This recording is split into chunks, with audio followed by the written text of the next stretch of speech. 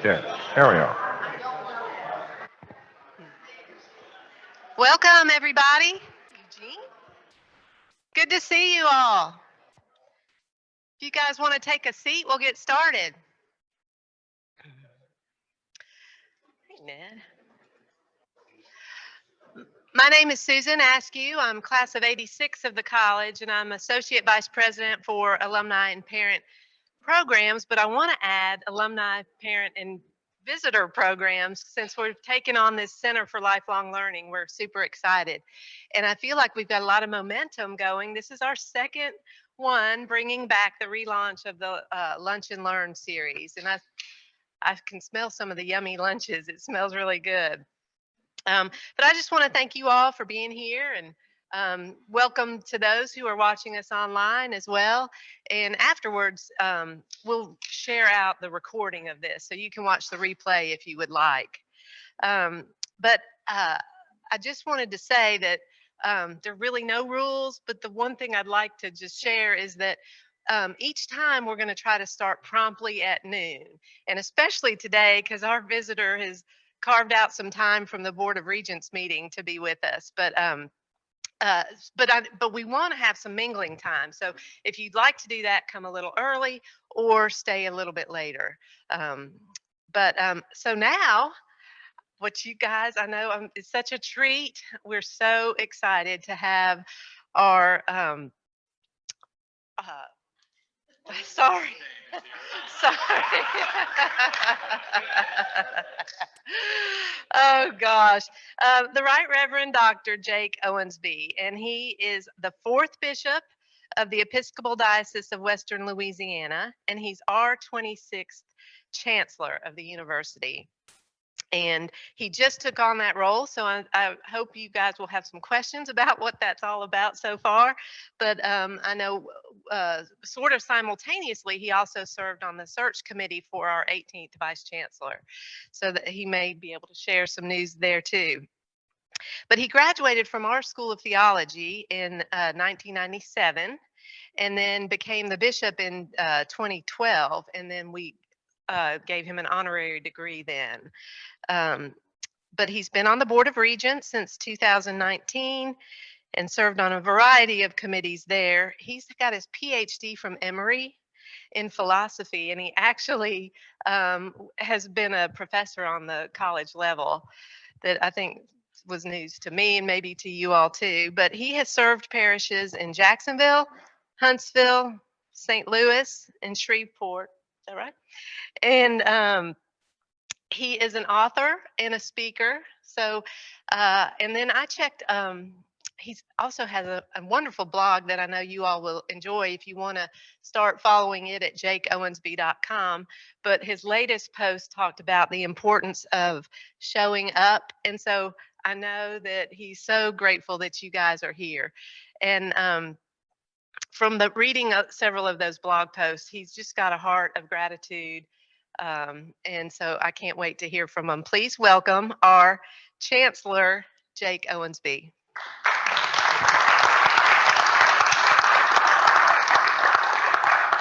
Thank you, Susan, and I'm delighted to be here with you. And good afternoon, I guess it is. Yeah, we started promptly. So good afternoon. You know, clergy people tend to say good morning even when it's midnight because we're used to being in church.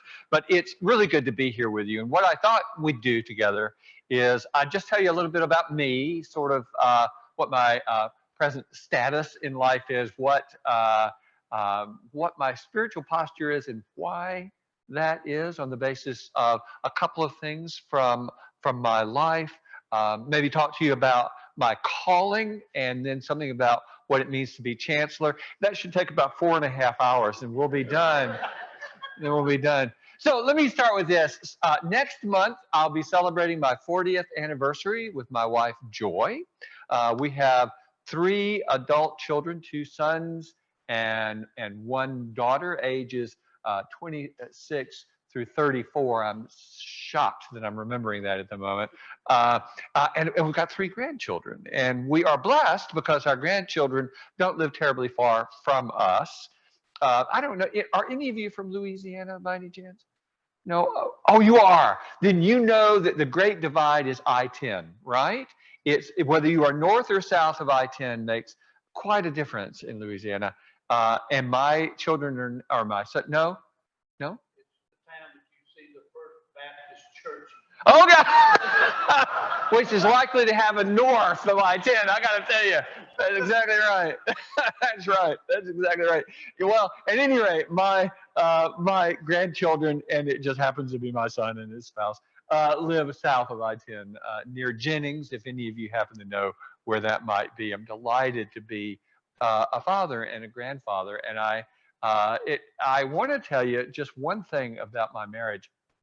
My wife, Joy, and I married in 1983, and I had a DAAD, which is sort of the German version of a Fulbright, to write my dissertation in Germany. And we spent our first year in Germany studying at the Ruhr University and kept our pledge. I'm not making this up. We kept our pledge to speak only German in public.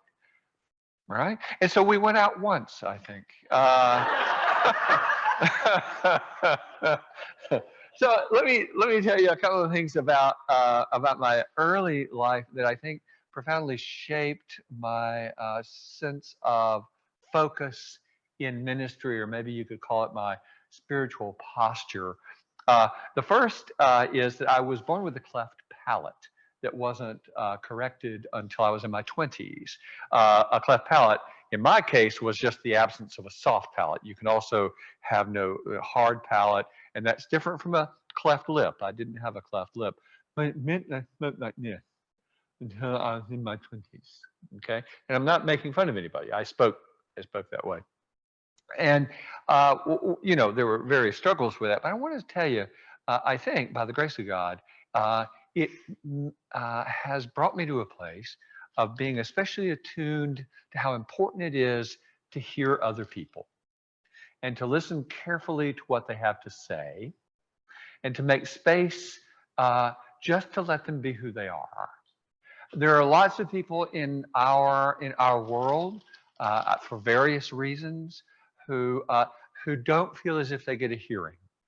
And you know, I'm not the only person who God has put on the planet to listen to people, but I certainly try to do that. Now that's a special challenge to me because I am so verbal, it's ridiculous. All right. I love to talk. What bishop does not love the sound of their own voice?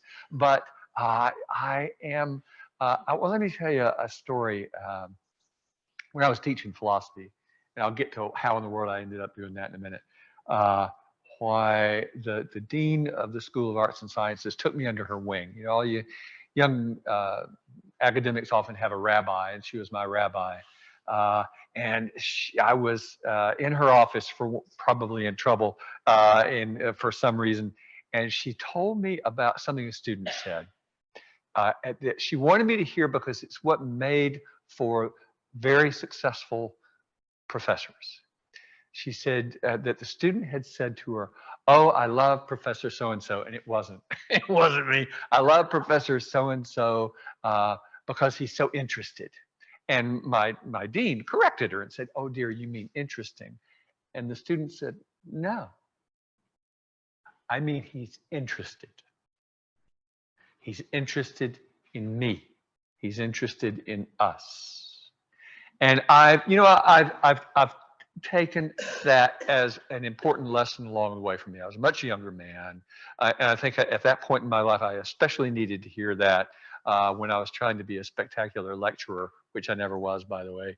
And it made a profound difference. And I think it was something that helped me understand, this may sound peculiar, how being a person with a speech impediment for as long as I was actually had a gift in it. Right? I don't mean to suggest to you that God somehow or another gave me a cleft palate so that I would have this spiritual posture. What I do mean is that God can do remarkable things with what we experience, rightly so, as trials and tribulations. Yeah, that's not simple. That's not easy. And I have to tell you, I'm not in any way trying to diminish anybody's challenge or struggle. So let me tell you another thing while we're talking challenges and struggles. One more thing that I think is very definitive of my spiritual stance, my spiritual interests, where I intersect with theology and with the scriptures. I grew up in what I like to call a brown bread house in a fried chicken neighborhood. Uh, I grew up with my mother and my maternal grandparents, all of whom immigrated from Austria following the Second World War. My mother was in a concentration camp in Mauthausen. Mauthausen was just down the river down the Danube from Vienna, if any of you know that geography. She was interred there the winter of the Battle of the Bulge, huh? She was a 15-year-old, and Mauthausen was finally not just for men anymore. By the time they began letting teenagers, well, letting them in, as if it's a club, forcing them in, there were 75,000 youth in Mauthausen, and my mother was put there. If any of you are interested, I can tell you more about Mauthausen, but what I want to say to you specifically is my mother survived, and as a result of her challenges and traumas, she learned about hope in a very realistic way and imparted to me a very, I think, deeply Christian concept of hope that isn't based on desired outcomes. You know, the Psalms say that God is my hope. And I can say more about that if you like. But depending on a specific outcome to give you hope isn't actually biblical. It's depending on the one who made you and who redeemed you and who promises you a very different sort of life in connection with the divine. That's where hope comes from.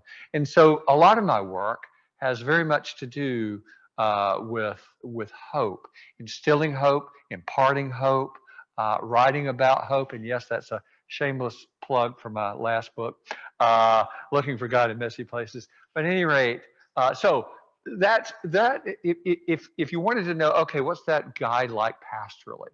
Those two elements of my background can give you a sense of it. Yeah. But how about my calling? How did I wind up an Episcopal priest and then a bishop? Well, I went to Catholic schools. By the way, 95% of the citizens of Austria, at least last time I looked, were Roman Catholic. They're kind of Roman Catholic, like the majority of people in the United States believe in God. Yeah, they'll answer a form that tells you I believe in God, but it's not like that's going to change their life in any way, right? They're just going to go on about their lives. They may or may not go to mass, that sort of thing. Yeah, they're not profoundly devout the way, for instance, under Soviet rule, the Poles were, right? So at any rate, I went to Catholic schools, and I got my first sense of calling when I was in 8th grade by Sister Margaret Thomasine. She was, many of those nuns were Vatican II nuns, you know, the Kumbaya type, right? Not Sister Margaret Thomasine. I'm pretty sure she felt like Vatican II had been a profound mistake. And so she grabbed me by the ear, which was large even then, and took me out into the hall and shook her finger in my face and said, "Jake, don't let some dame ruin your career." I'm not making that up. Honest to Pete. That's exactly what she said. Well, you know, nuns' jobs include recruiting clergy, right? That's part of a Roman Catholic nun's job when they are parochial school teachers.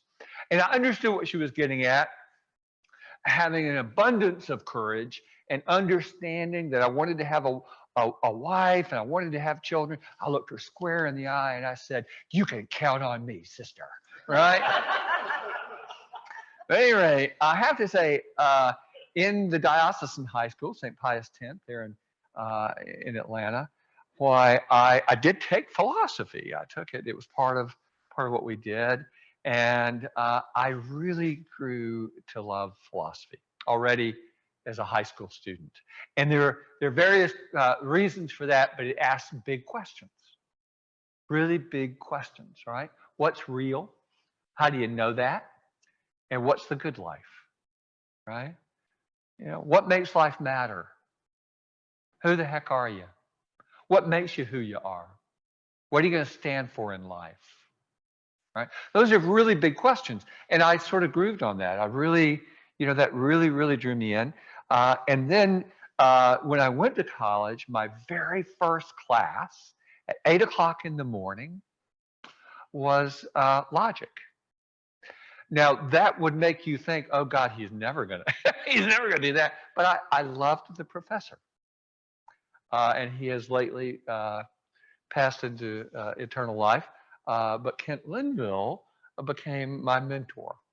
I sat in his class for hours, and rather in his office for hours, and I loved the interaction that we had together.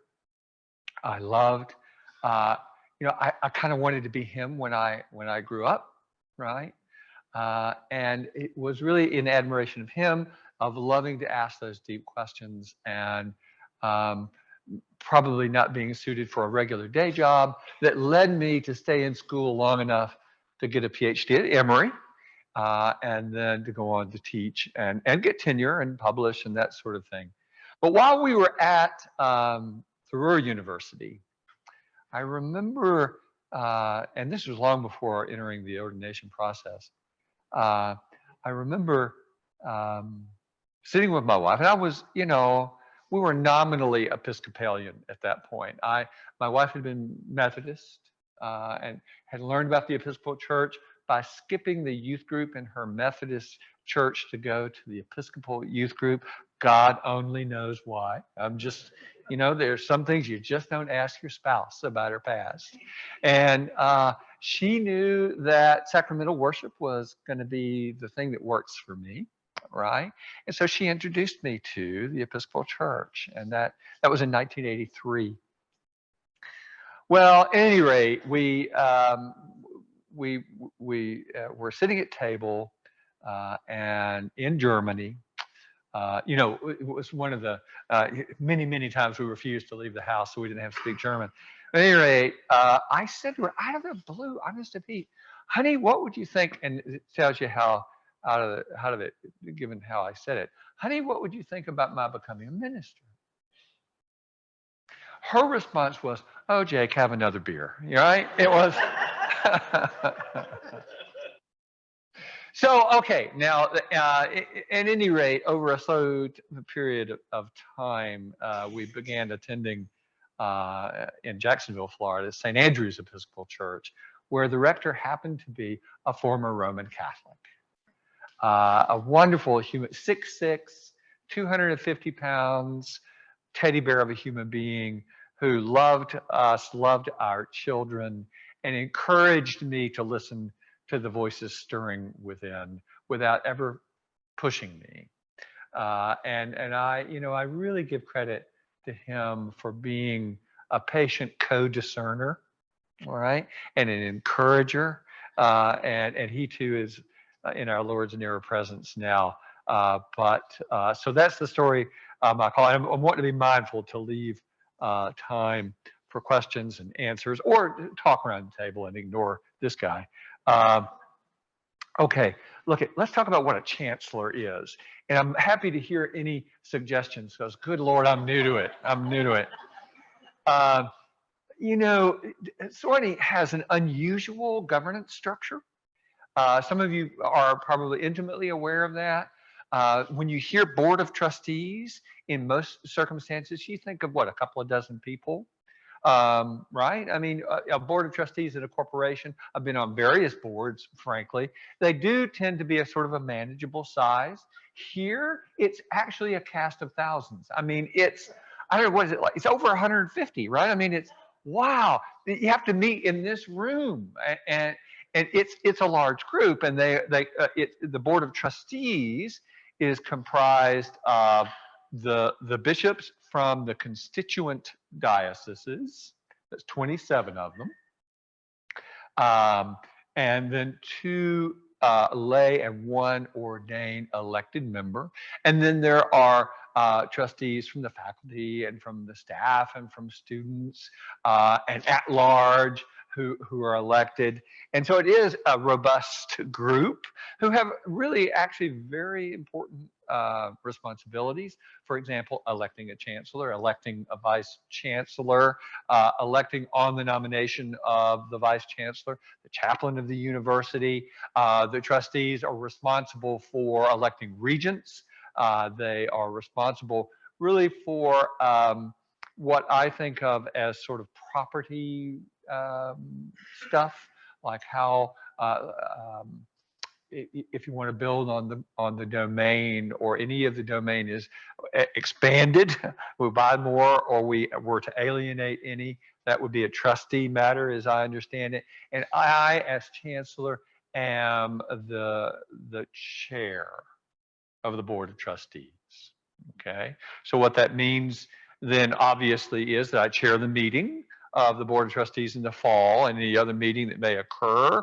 I am, ex officio on various committees, but then I'm also a member of the board of regents.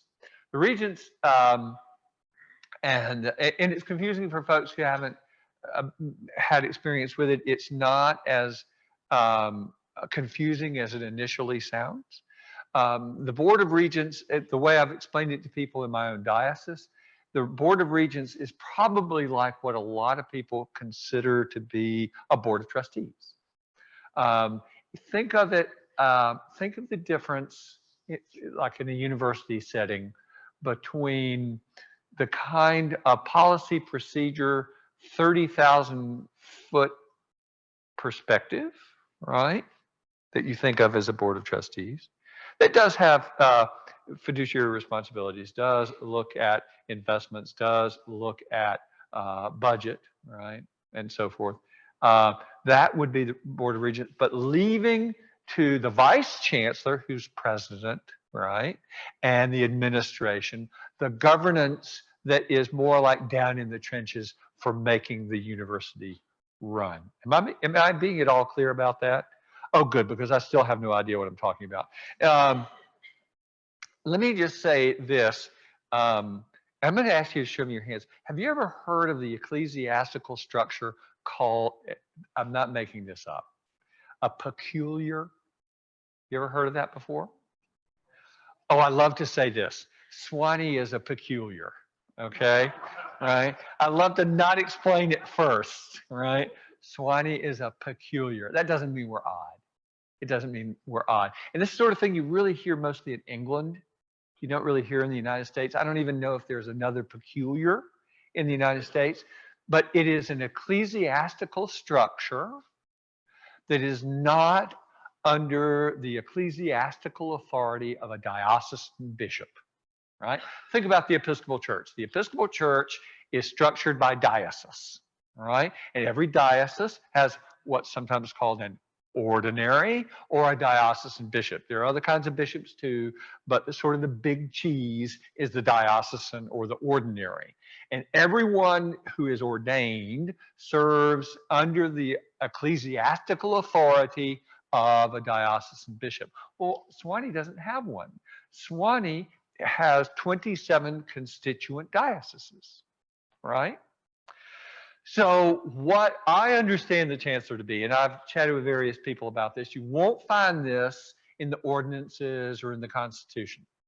I'm deducing it on the basis of my knowledge of the Constitution and canons of the Episcopal Church, and because I am arrogant enough to think my way through things like this. At any rate, I consider the chancellor, not just Jake Owensby, the chancellor position to be the ecclesiastical authority of a peculiar, right? I am the diocesan, and I'm peculiar enough to do it. I mean, really, right? The diocesan role I have in Western Louisiana remains the same. I'm still the ordinary there, right? But one of us among the 27 has got to be the chancellor. And any Episcopal institution like that, ecclesiastical structure, needs to have ecclesiastical oversight. And that would be me. What does that involve? Coming to have lunch with very nice people like you is at the top of the list. Um, in all seriousness, I work with the vice chancellor as a teammate and try to support now him uh, in as many ways as I can. Provide spiritual feedback, support, a voice in the uh, larger context of our mission as a university, and in particular, an Episcopal university, and I do various ceremonial things. So, for example, I have to scurry and learn Latin several times a year so that I don't make a total fool of myself in public. I know various languages. I don't know that one. My wife does, though, but I'm never going to hear the end of it, for crying out loud. Now that I'm having to speak it in public, um, I don't think I have any more about that to say. Let me just say one more thing, and then I'm going to open it up. Sorry to open it up. All right. Um, I don't know if I explained where my diocese is, because Western Louisiana sounds like it's in the West. Um, Being in the deep South, we're sure not going to call it Northern Louisiana. That's never happening. Um, y'all know how, see, I'm really Southern. I get to say y'all, and I know how to use that. Careful, I know how to use that. You know how Louisiana's a boot, right? The other diocese is just the toe. Now it's a sexy toe because it's got New Orleans in it, okay? All right? But all the rest of it, geographically, all that other stuff is Western Louisiana. So I stretch from, our diocese does, stretches from Lake Charles to Lake Providence, down in the Southwest, all the way up to the Southeast. So our borders are Texas, Arkansas, Mississippi, right? It's a large geographical expanse. The, um, the cities there that you may be familiar with, for example, Shreveport, right? Or I mentioned Lake Charles, Lafayette. Um, by the way, if you haven't been to Natchitoches, do y'all know Natchitoches? So did you know how to say it before I said it? Natchitoches. Well, you're evading. No, look at Natchitoches. You know that? And you know how to? Did you know how to say it before I said it? Okay, right. You're probably one of four in the room. It's right. It's spelled Natchitoches, right? In Louisiana, we trap non-Louisianans into admitting themselves as foreigners by just giving them a normal word to pronounce, right? Natchitoches, Jordan is Jordan, right? There are all sorts of things like that. But Natchitoches is a lovely place. It's a small town. The diocesan see is in Alexandria. It is not a large town at all, but it's central. And our division into two dioceses was, I think, motivated largely by the sense that New Orleans, which is, of course, far to the south, was so far to the south that the northern parts of uh, the diocese felt alienated. I suppose. Oh, I got to tell you one more story. Say northern. I've actually eaten lunch with Rowan Williams. Right now, that was really, really cool. I really enjoyed that with another group of clergy. It's not like Rowan called me up and said, "Hey, Jake, want to go to lunch?" But anyway, we were sitting around, and he was asking me where I was from, and I said Huntsville. I was in Alabama at the time. I said I'm at Huntsville. That's in the northern part of Alabama. To which His Grace said, "I didn't think there was anything northern about Alabama." Right? I know. Pretty quick for a Welshman. That was really good. That was awfully good. Well, I'd be happy to talk to you about any of my books or about my family, my grandkids, the diocese, the Episcopal Church, whatever it is I know about Sewanee, or anything that you'd like to chat about. So the floor is open. I'm here to answer any questions you might have, or yes. Oh, my pleasure. I'm sorry. Oh, thank you. Thank you. I think a lot of us are hopeful for a better day. Hmm. And my question as an Episcopalian, and the reality is that this is the last Episcopal university. Indeed. And sort of taken on a sub rosa sense. Hmm. Being Episcopal is almost irrelevant at this university, at least in communications. And I'm wondering if the regents in the last, my wife was a regent until 2016. And one of the regents in the last couple of years said, we ought to have a visioning process to think about what makes this uniquely Episcopal. Without saying everyone must be part of the church. Sure. The notion of inclusivity. And I'm just wondering if there would be an opportunity for the new leadership team and the community to say, what makes us uniquely, oh, I'm sorry. That's quite all right. No, go, please. What Yeah. makes us uniquely different, not necessarily better, but different as Episcopalians and this institution to make it more attractive on a national level? Sure. Yes, the larger question, if I might reframe just a little bit, the larger question really is the intersection or lack thereof of Episcopal identity and the mission of a 21st century university. Is that fair? Yeah. And that's a great question. And I think now that you mention it, I'm addressing that in the book I'm writing right now to some extent, and more largely Christian identity and how we are disciples in a secular world. Yeah. So let me lay out what I think some of the challenges are, and then maybe address my view, and before all that, what I'd say is, at least right now, I can tell you there is not a committee or anything like that to look at Episcopal identity, but I'm going to loop back and talk to you about how we are working at that. It's not a regents committee as such, okay? But I'll come back. Let's consider for just a moment the world we inhabit, what it means to be a university in the 21st century, and what it means to be the Episcopal Church. That really could take till 4:30, and so you're really going to get a thumbnail, right?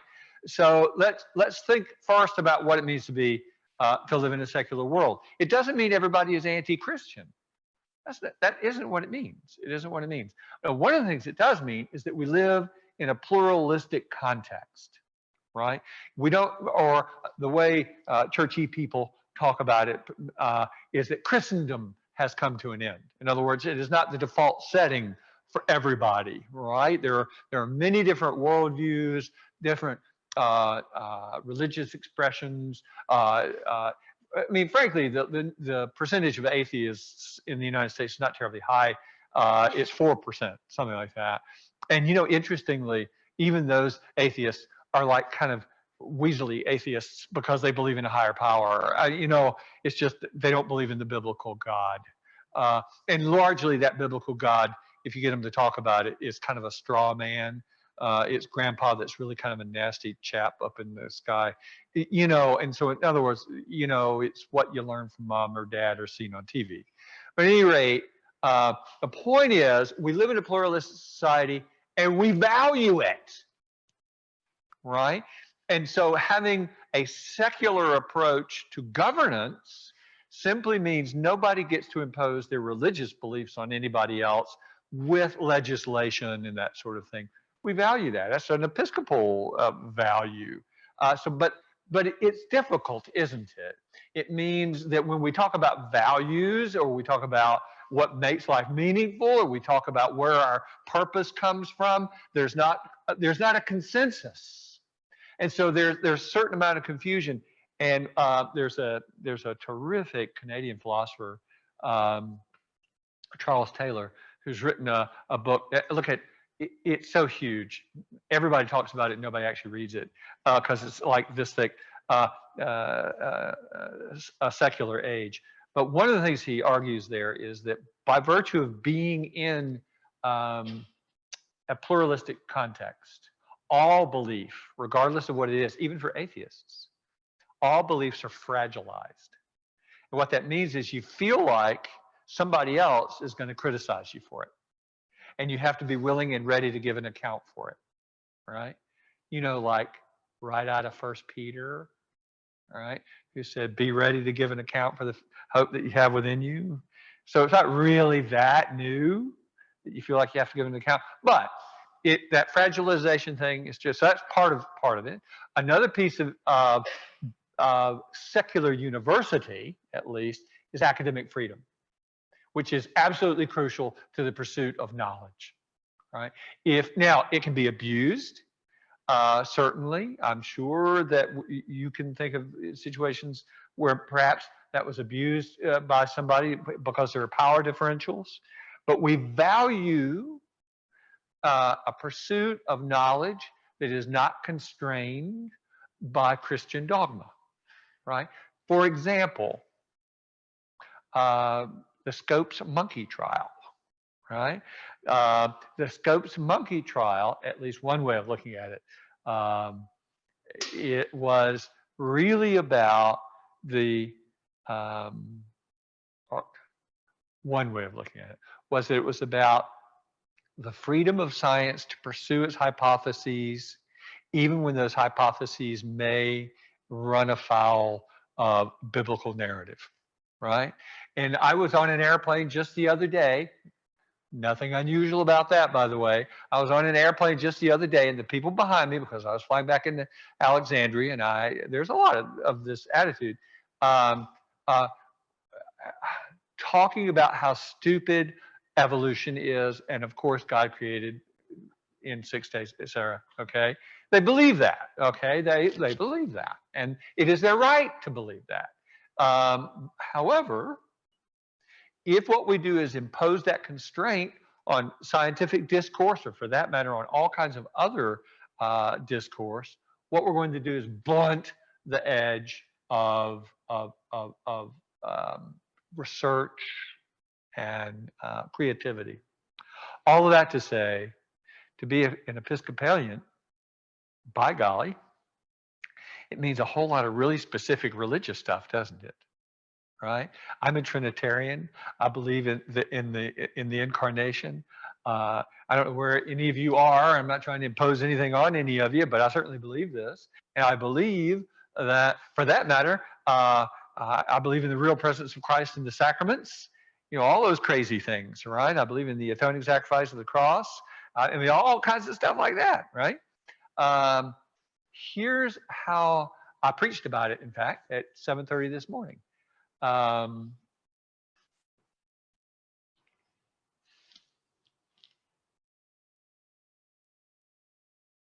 I don't want to recapitulate a whole sermon. God, you've put up with me long enough, right? See if I can put it this way.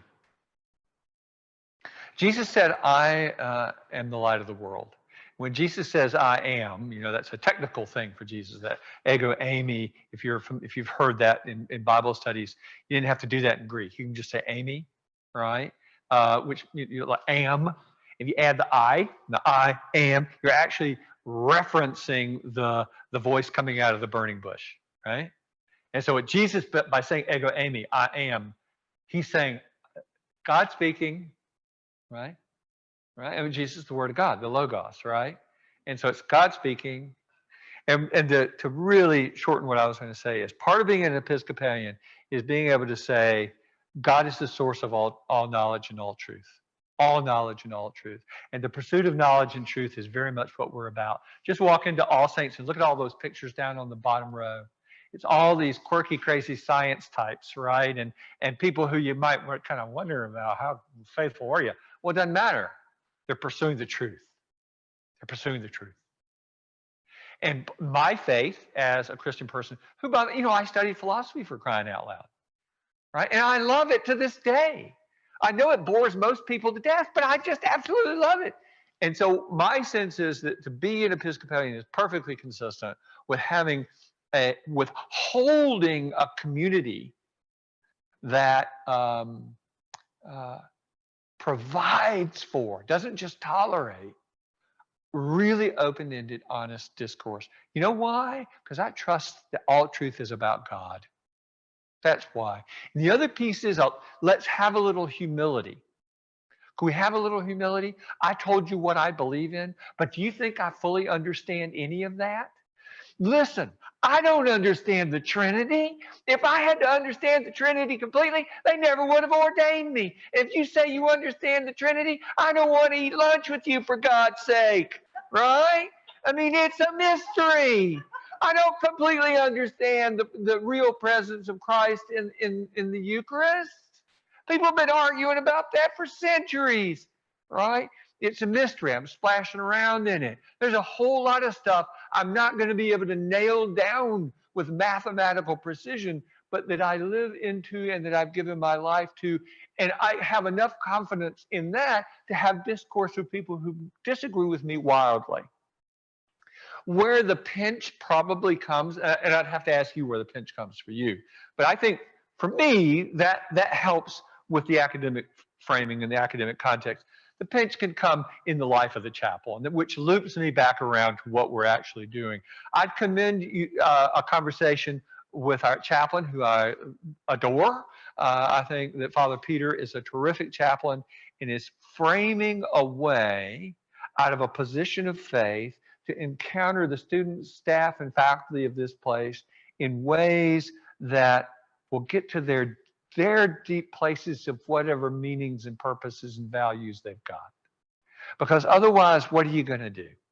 Right? I mean, and I don't mean that this is not my trying to see if you went to church on Sunday, but if any of you, I don't know if, did any of you happen to go to church on Sunday at All Saints Chapel and hear that sermon? I mean, my God, that made me never want to preach again. It was so good. Oh my gosh. Right? And he uses poetry to encounter people in those deep places of questioning. Oh yeah. Right. Right. I mean, what? Oh my gosh. You know what? I have to tell you, this is one of my deep sins. Yeah. And I think it happens with a lot of writers. You listen to somebody who writes so well, you just kind of want to kill them.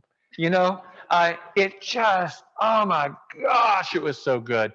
And it's, it was beautifully crafted and so deeply spiritual and profoundly impacting for me anyway. Have him talk about bombing Dresden, and my mom was in a concentration camp. Oh, I tell you what, you had me at hello, right? I mean, oh my gosh, that was good. Did that help a little bit? I will also say that I've been talking to Rob Perrigan a long time now, and he and I are both deeply spiritual people. And I think our leadership together is about, hey, these are serious Episcopal guys, right? I'm not a relativist, but I am somebody that is very comfortable functioning in a pluralistic context, listening in a pluralistic context, and also articulating, I hope with a certain level of humility, hey, here's what I'm doing, God, in my life. Let me share that with you, but I want to hear how you do it too. So I think we're really doubling down on our Episcopal identity. Clarity, it'll come, right? It'll come. But you know what? Peter is terrific. I don't know if you've had conversations with him. He's got a great program of bringing, especially students, into church leadership that just thrills me.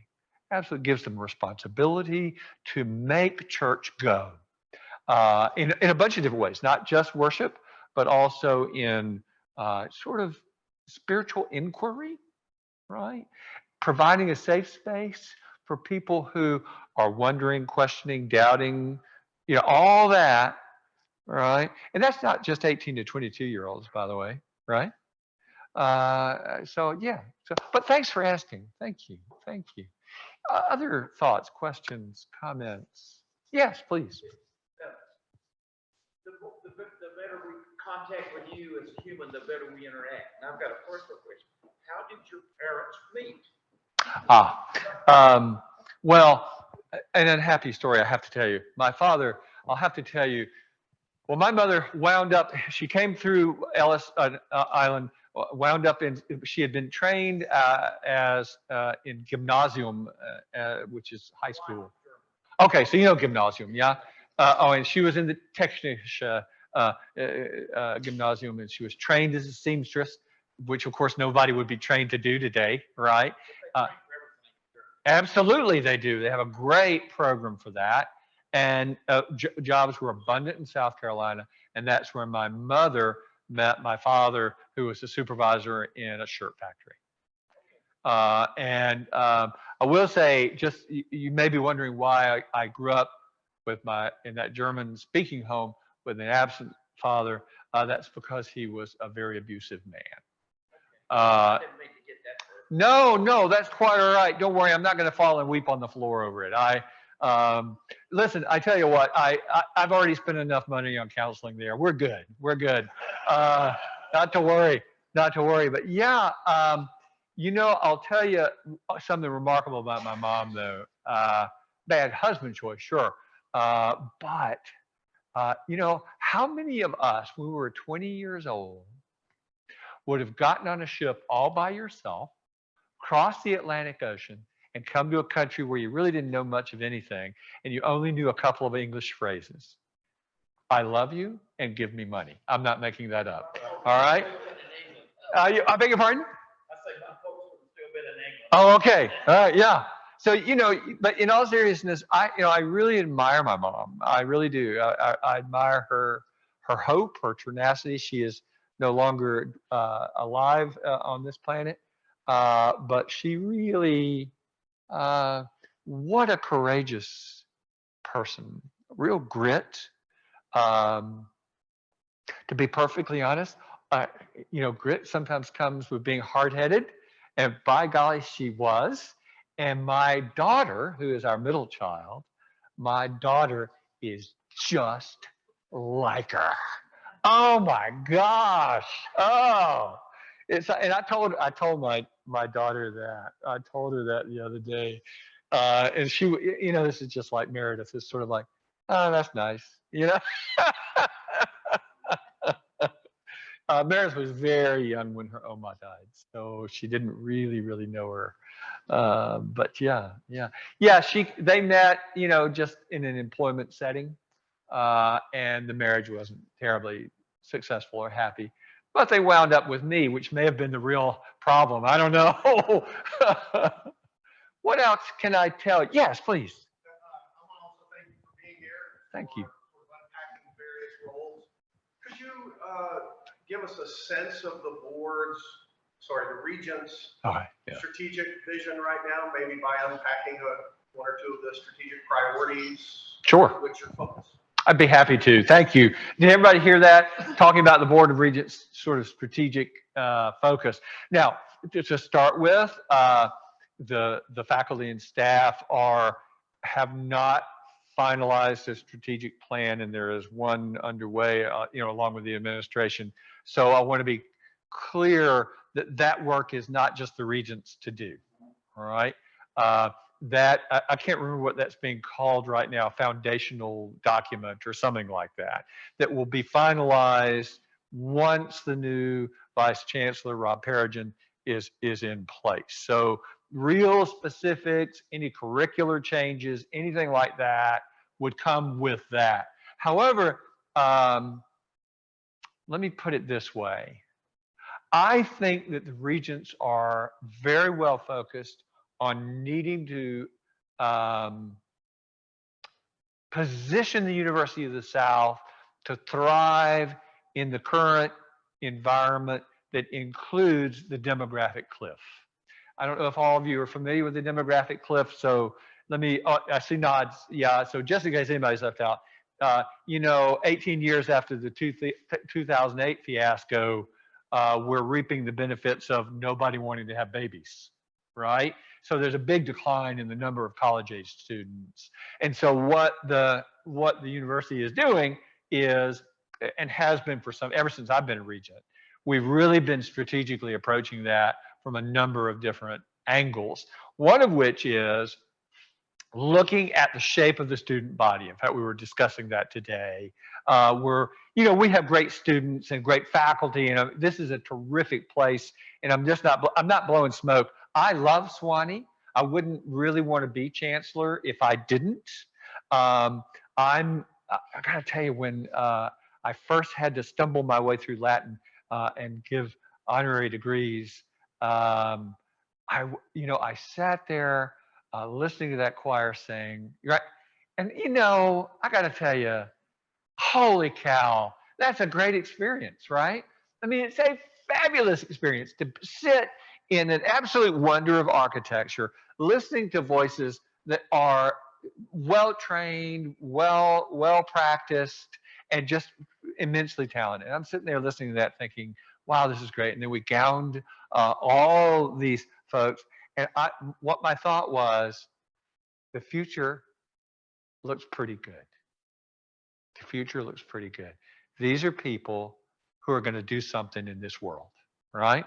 And so what we're looking at in the Board of Regents with respect to the sort of the student body that will then also function to, I mean, without a good student body, you're dead in the water, right? The student body, we recognize we want to be as not just sort of brain academically, but also in that broad sense of creativity, um, but also academic production. That sort of, we want an extremely good academic cohort. All right, that's one thing. And we also want increased diversity, and that's another thing. Those are two different things, but they do intersect with one another. Both are very important in the evolving American scene of who's going to college, right? So we're really focused on that, and not to put too fine a point on it. Please don't hold on to your wallets. We need more money, right? The truth be told, the most successful universities over the next decade, the ones that are really going to thrive, need to have a large endowment. It's really that simple. And we want to increase the size of the endowment. How that's possible, and I saw your hand, I'll be right there. How that's possible, I don't know. It's not the only thing that we want to do, but it's part of the responsibility of maintaining this place. Remember, the regents don't have responsibility for curriculum, for example, at all. That's a faculty prerogative, as it should be. And the faculty need to think creatively and innovatively about how to engage the young minds in the coming decades. What the regents do is think from that, I guess, institutional perspective. Did that make any sense to you? Yes, please. To that end, in the 70s and 80s, I think into the 90s, there was a doctrine, if not a directive, called Sewanee and the Budget, in which each parish within the owning diocese was asked, if not required, to place a line item in their budget for the University of the South for its unrestricted purposes. I don't think they're doing that anymore. I think that died on the vine sometimes. So to what extent do you feel that the individual parishes have duty to support Sewanee? And is this something that we should look forward in the future? I think, thank you. And did everybody hear that? Do the congregations within each diocese have a responsibility to support the university that they comprise, basically? Like a good Catholic supports Notre Dame, whether they went to school there or not. Yes. Clearly, I was not a good Catholic. But at any rate, let's just, I grew up in Atlanta. And so look at when Georgia played Notre Dame, I'll let you guess who I was pulling for in the Herschel Walker days. Now that I know more about Herschel Walker, maybe I would have switched. But let me say a couple of things. I can really only speak for my diocese. And of course, we have in the budget a line item for the University of the South. Do we at our diocesan convention hold up the University of the South? Yes, and what we like is for the University of the South to come and have a table and so forth. When COVID hit, things got really difficult, to be honest. The chances of my diocese getting the congregations to have a line item about anything are almost zero. And the reason is we only have an asking. There is no required giving to the diocese. Now, Do I like that? I did when I was rector, not so much now that I'm bishop, right? I mean, um, and I don't know what each and every one of the constituent dioceses have with respect to their canons and constitution and giving and all of that. Personally, I am completely convinced that if you're going to be a constituent diocese, and I believe that I can ground this in our constitution and ordinances, to be a constituent diocese, you got to pay up, right? I mean, that goes without saying to me. But because of our polity, and I'm not trying to, slither out of this. I'm admitting I'm a guy that lives under canon law, just like, anybody living in a civil society lives under civil law that they may or may not like. I live under canon law, and the canon laws of my diocese do not allow me the latitude to say to my congregations, you really ought to give to the University of the South. I can morally suggest it, which they all know I love it, and I'm talking about it all the time. They're terribly proud that well, they were already proud that I was a regent, but now that I'm chancellor, it's a thing for them. And I'm really glad it is. I think that it helps them. I think it helps the university. We have Sewanee events from time to time, but coercing it, I don't have the power to do it.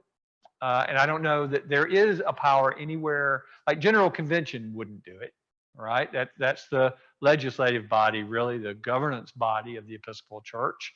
I'm in Province 7. Most of the constituent dioceses are Province 4.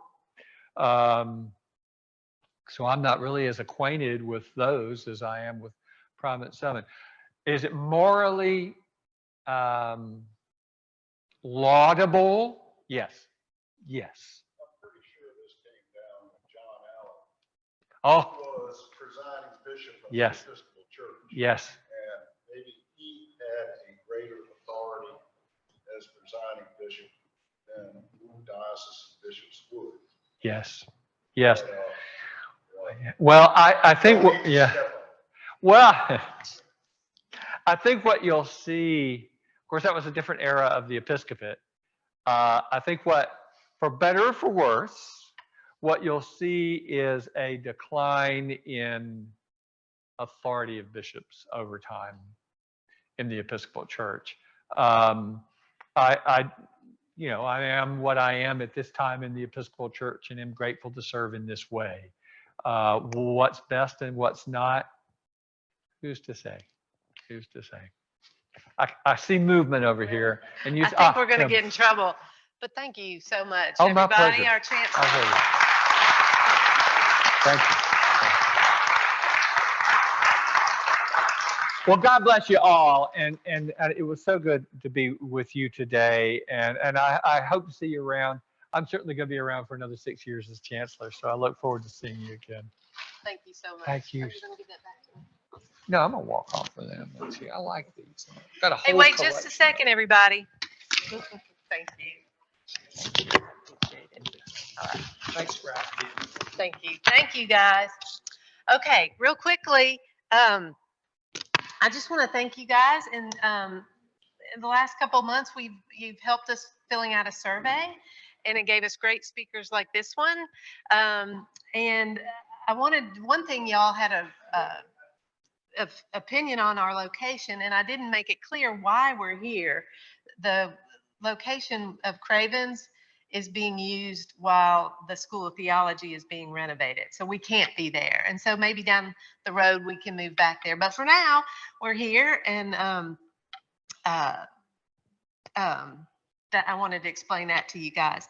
Also, I wanted to announce a couple things. We have a great group that brings cookies, and it's so awesome. And if you want to be on the cookie committee, you can sign up over there on your way out. And also, if you are not getting emails about these events, in fact, I sent one this morning, that means I don't have your email address. And so if you will leave it on the sign up sheet over there, that'd be great. Or just send me an email. saskew@sewanee.edu, and we'll get it. And then this is going to be the rule. I said there were no rules, but you guys got to leave your name tags. I forgot to tell you that last time, and I was tackling you on the way out. So if you'll just leave them on the table or on that table, we'll get them from you. And then finally, next month, y'all ready?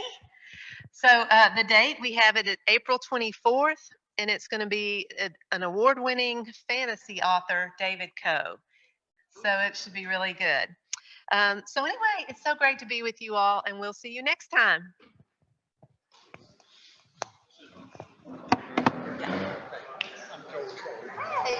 This is kind of off the. I'm trying to find. I go to St. Give me James. your name. Okay. Well, I got my mama and my wife over there.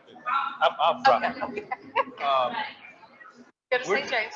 Yeah, and we are looking for a sound system similar to what this sound system. This was good, although the your voice is higher. We need to mix it a little bit, bring a little bit bass. But for Jake's, I mean, who can I see at the university? I mean, I've talked to Michael and Friday. That's who I was going to say. Well, and he sent me to pray. Oh, who doesn't work here anymore. Doesn't work anymore.